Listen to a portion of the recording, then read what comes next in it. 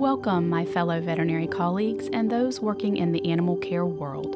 I am Dr. Erin Holder, creator of the Veterinary Compassion Fatigue Project. While the veterinary field is rewarding, it is profoundly exhausting and over time takes its toll on our mental, emotional, and physical health. These blogs are my experiences of owning a large integrative hospital for 18 years and learning from my many mistakes. Understanding where I went wrong and how I crashed and burned has been a journey to healing myself and hopefully others. Here is my latest blog.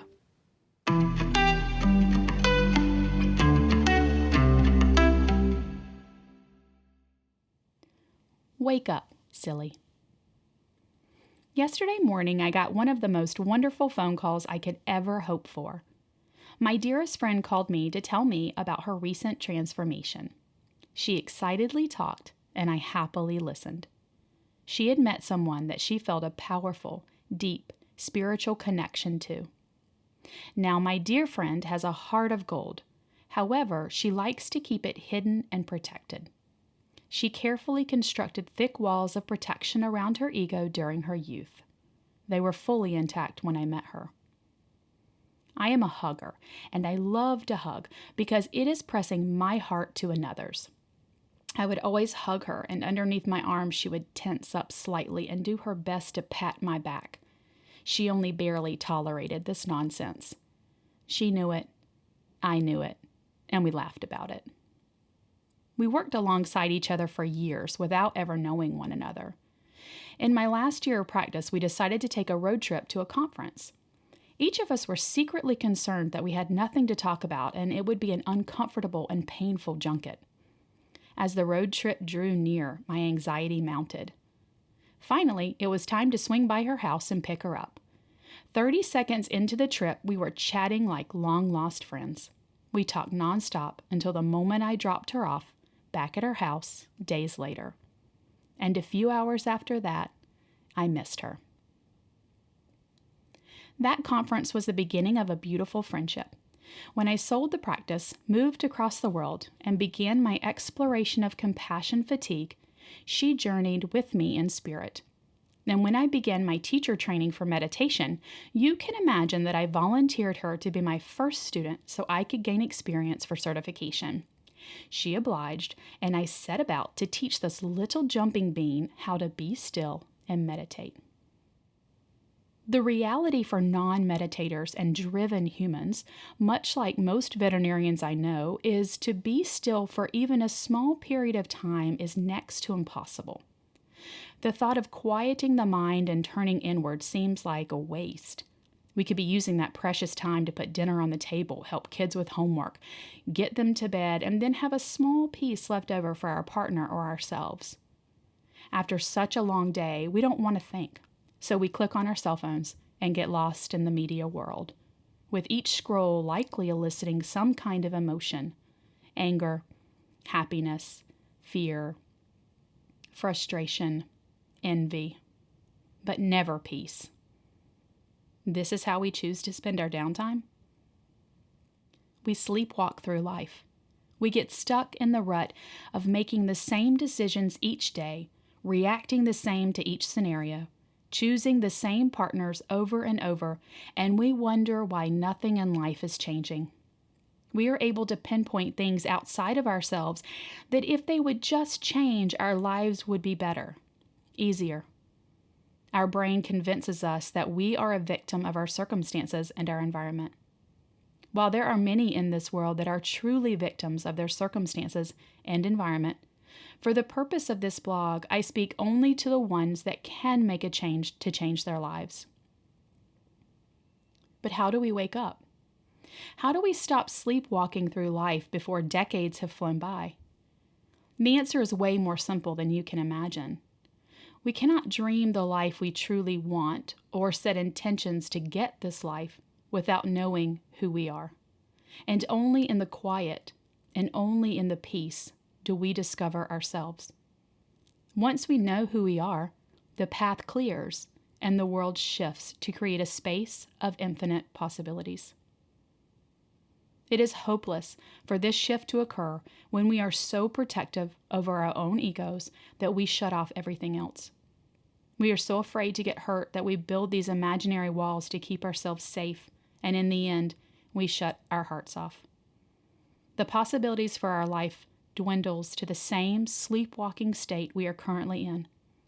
The many possible paths become one, and that one path is just the rut of familiarity. I have yet to meet someone that has escaped trauma in life. We all have our childhood or our young adult traumas, and we have entered a profession that can be traumatic. Whether it is the awful boss, the aggressive client, or the beloved animal that you lost, the veterinary life is difficult. So many ignorant people have told me how lucky I am that I get to be with animals all day long and that I have the best profession in the world. If that is true, then why are we 5 times more likely to die by suicide than the general population? It is because we are given absolutely no concrete tools to combat compassion fatigue and burnout early in our careers. We are turned out, in too small a number, I might add, with no way to deal with what lay ahead. It is time to wake up. If you think that changing the world around you is the answer, I say with love, wake up. If you think that you will be safe with walls so thick and so high that they are impenetrable, wake up. If you think that finding that one person, your soulmate, is the answer, wake up. You will not find that person until you know who you are, and you cannot find yourself until you stop, quiet your mind, and meet yourself. I lovingly taught my dear friend how to meditate. I think she knew she needed to do something and was reluctant but willing. I love using mantra meditation because it is an inconceivable task to sit down and keep your mind still. Well, it was for me. I like the grounding of the mantra and how when my mind wanders, I can bring it right back. The time passes quickly and I can begin to settle in. My heart rate drops, my blood pressure drops, and my stress begins to fade away. A memory pops up and I let it go.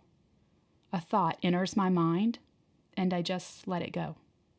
I begin to understand who I really am and what I want from this life, all from just being still and listening. She called to tell me about this giant shift she felt in the world, like why for so long she was so resistant to love, why she now wanted to engage with clients and hear their stories and how she met someone very special. She used a word like accidentally or coincidentally, but I gently corrected her. It was not accidental. The work that she had done was unfolding before her. The possibilities were opening up and she found peace. I will tell you that I shed some tears of happiness for her. It is one thing to experience this, and a totally different one to see a loved one experience it for themselves. It is nothing short of miraculous. So I say with love, what are you waiting for? As silly and pointless as you might think it is, just try it for a month. See what you notice. Give this gift to yourself and join us for one kick-ass retreat April 3rd through 6th, 2025 in Petaluma, California. There will be so much more to learn on how we can take care of ourselves and our community. So don't miss it. Like what you hear? Follow me on the Veterinary Compassion Fatigue Project Spotify and Apple Podcast, my website, theveterinarycompassionfatigueproject.com, Facebook, YouTube, and Instagram at TVCFP. Let's keep talking about what we face in the veterinary and animal care world and ways that we can help each other. We are thrilled to announce the first annual Restorative Retreat, April 3rd through 6th, 2025 in Petaluma, California. You cannot afford to miss this. Leave your family at home and bring your coworkers. This is meant just for you. As always, I hope you find what you're looking for and share it with anyone who needs it. With love and hope, Dr. Erin Holder.